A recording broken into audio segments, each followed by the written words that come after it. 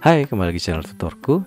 Pada pertemuan kali ini kita akan mengupas tuntas mengenai seleksi nasional masuk perguruan tinggi negeri atau yang sering kita sebut sebagai SNMPTN. Adapun yang akan kita bahas di awal adalah jalur dan kuota pada tahun 2022.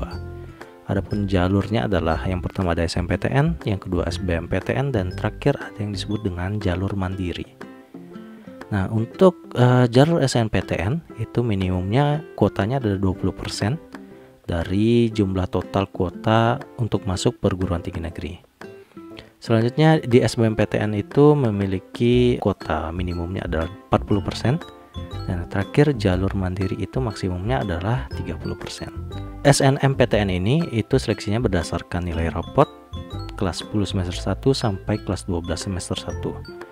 Adapun biaya dari SNMPTN ini ditanggung sepenuhnya oleh pemerintah alias gratis ya.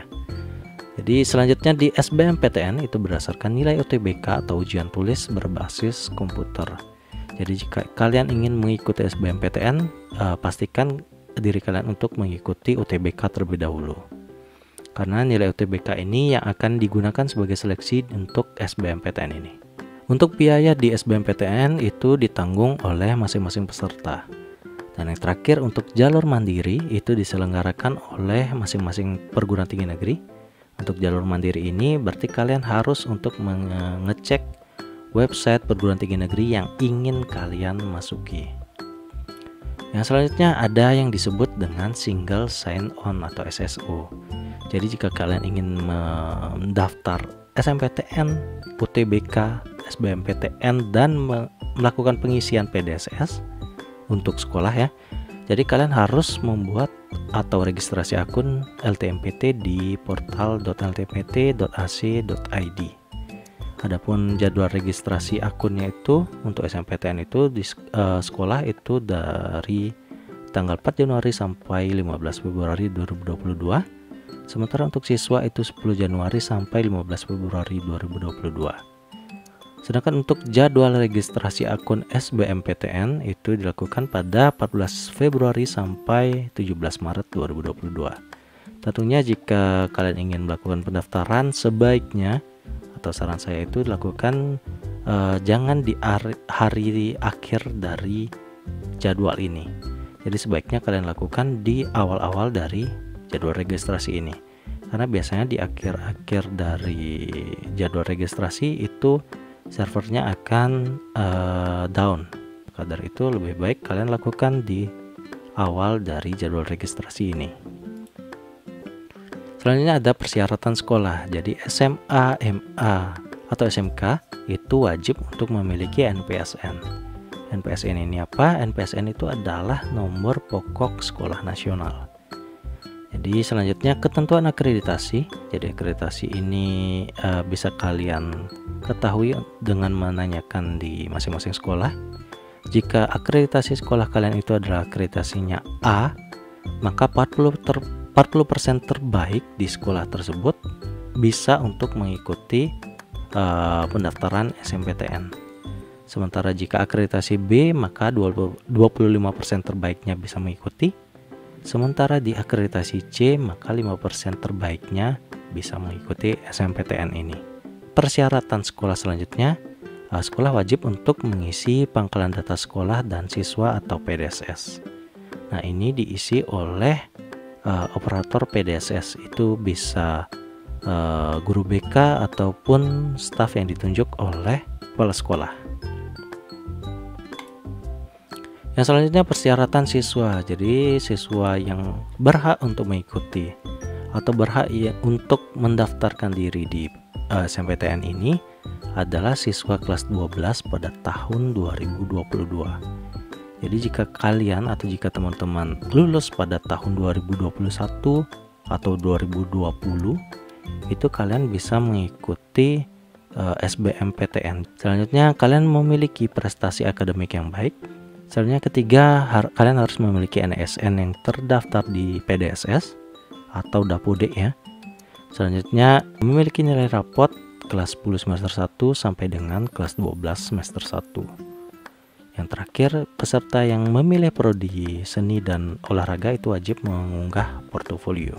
Selanjutnya, pilihan program studi. Nah, setiap siswa dapat memilih program studi dari satu PTN atau 2 PTN. Pilihan program studi yang selanjutnya, persyaratannya adalah jika siswa memilih 2 program studi, salah satu program studi tersebut itu wajib untuk berada di provinsi sekolah kalian.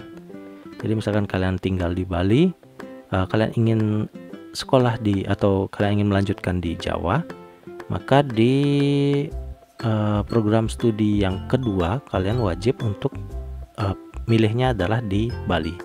Jadi jangan kalian memilihnya di Jawa dua-duanya, kecuali kalau kalian ingin cuma memilih satu program studi saja.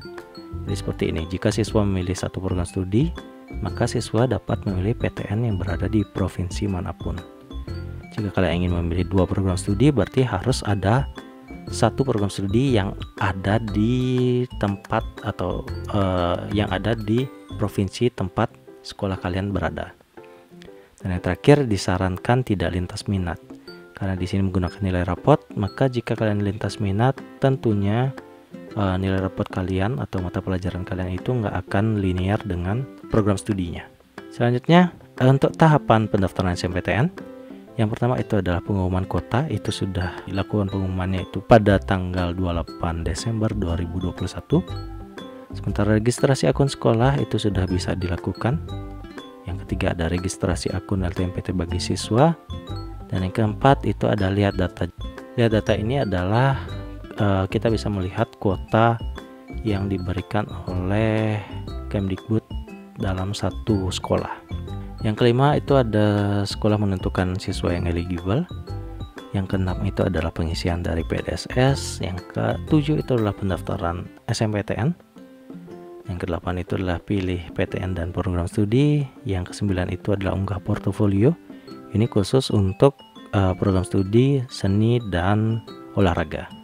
Tahap yang ke-10 yaitu seleksi jalur SNMPTN. Dan yang ke-11 itu pengumuman. Nah, jika kalian lolos di pengumuman ini, di tahap 11 ini, maka kalian akan melakukan pendaftaran ulang di masing-masing perguruan tinggi negeri. Selanjutnya, untuk pemeringkatan siswa oleh sekolah. Jadi yang pertama itu pemeringkatan itu berdasarkan mata pelajaran sebagai berikut. Jika kalian jurusan IPA, maka yang akan dilakukan pemeringkatan itu adalah mata pelajaran matematika, bahasa Indonesia, bahasa Inggris, kimia, fisika, dan biologi. Sementara untuk jurusan IPS itu ada matematika, bahasa Indonesia, bahasa Inggris, sosiologi, ekonomi, dan geografi. Untuk jurusan bahasa, maka yang akan dilakukan pemeringkatan itu adalah matematika, bahasa Indonesia, bahasa Inggris, sastra Indonesia, antropologi, dan salah satu bahasa asing. Dan untuk yang SMK itu ada matematika, bahasa Indonesia, bahasa Inggris, dan kompetisi kalian.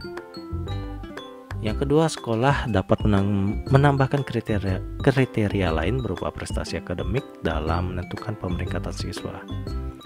Dan yang ketiga, jumlah siswa yang masuk ke dalam pemeringkatan itu harus sesuai dengan ketentuan kuota di akreditasi sekolah. Adapun jadwal dari SNMPTN,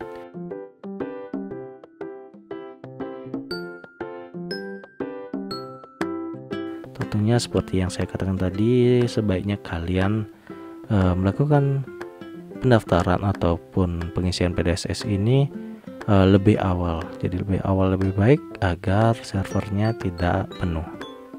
Nah, jadi sekian untuk video kali ini. Untuk pertemuan selanjutnya kita akan membahas tentang SBMPTN. Jadi sampai jumpa pada video berikutnya. Remain curious and keep learning.